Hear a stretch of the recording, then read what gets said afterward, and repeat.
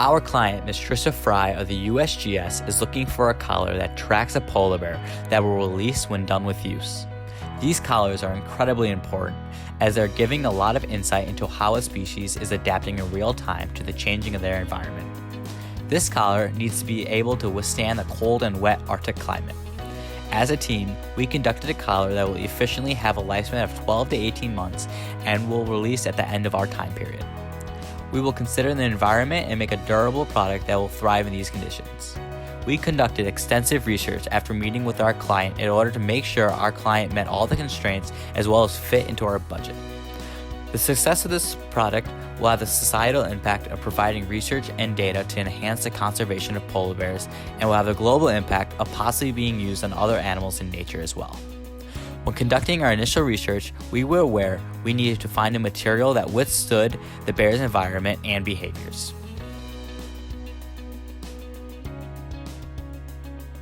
We performed a brainstorming session where we found 3 potential ideas that might work. We then conducted a design matrix to ultimately find our best product. We wanted to have a well-rounded product with an emphasis on performance. If the idea could not perform, we would reject that design. After talking amongst ourselves and with our client, we came to the conclusion that the pressure sensor design would be the best design to work upon and enhance.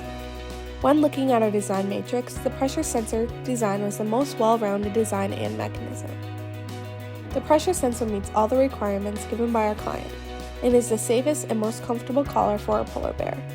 We then wrote out a detailed timeline and Gantt chart, as well as designing in SolidWorks to support our manufacturing process.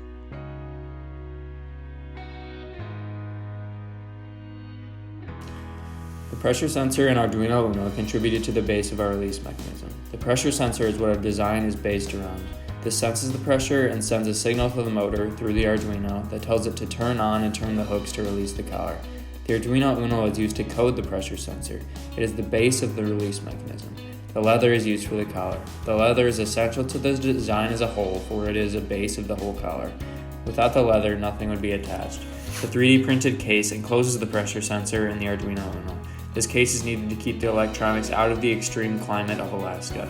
The case will be waterproof so the electronics will not be ruined or destroyed by the water. The case will be connected to the leather collar with the Allen wrench hooks. The hooks are the focus of the release mechanism. We had a budget of $200 from our InterEgr 170 class.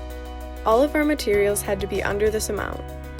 We bought our pressure sensor for $12.50 from Adafruit, an Arduino Uno and servo motor for $15 from the Makerspace, our piece of leather for $21.98 from Amazon, Allen wrenches, which we used as hooks, for $17.95, and 3D printed a case for $14 at the Makerspace.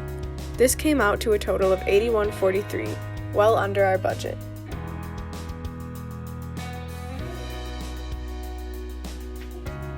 We went to the Makerspace and rented tools in order to put together a prototype. This gave us the ability to do some tests on our product. We concluded, through testing, that our prototype will crack after some extreme drops.